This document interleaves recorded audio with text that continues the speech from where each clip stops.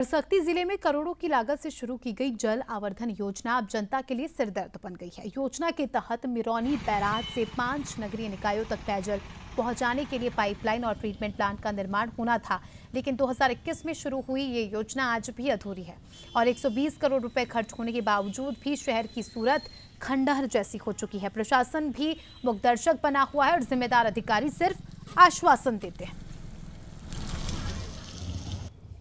इसमें बहुत ज़्यादा समस्या है, बहुत परेशानी है।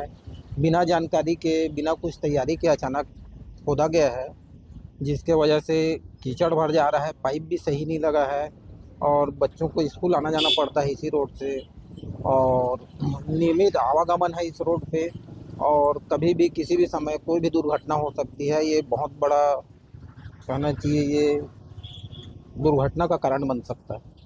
जल आवर्धन योजना का 78% 80% काम कंप्लीट हो चुका है। अब डिस्ट्रीब्यूशन का जो काम है 5 नगरीय निकाय में ये काम होना है। शक्ति जिसमें काम चल रहा है, अब वो काम तो रेगुलर चल ही रहा है और उसमें डिस्ट्रीब्यूशन पाइप में तो खुदाई होगा ही रोड का, और अगर उसमें किसी को दिक्कत हो रहा है तो एक आध 2 दिन के लिए तो ये दिक्कत रहेगा ही, और वो काम निरंतर जैसा था उसी कंडीशन में करके भी देगा, प्रावधान में ही है एग्रीमेंट में।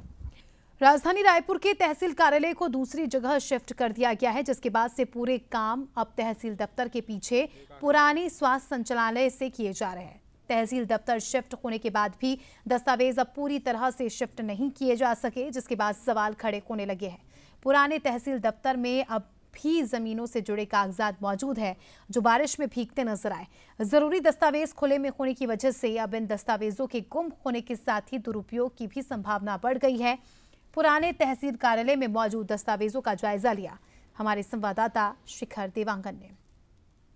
छत्तीसगढ़ की राजधानी रायपुर के तहसील को दूसरे जगह शिफ्ट कर दिया गया है, लेकिन पुरानी तहसील की क्या स्थिति है वो आपको दिखाएंगे। इस वक्त हम जहां मौजूद हैं, ये राजधानी रायपुर का तहसील कार्यालय हुआ करता था, जिसे दूसरे जगह पे शिफ्ट कर दिया गया है और इस जगह पर जो है नया बिल्डिंग जो है बनाने की तैयारी की जा रही है और यही वजह है कि तमाम जो चीज़ें हैं उनको हटा लिया गया है। लेकिन सबसे महत्वपूर्ण चीज़ वो जो तहसील दफ्तर में होती है, पूरे तहसील की जानकारी।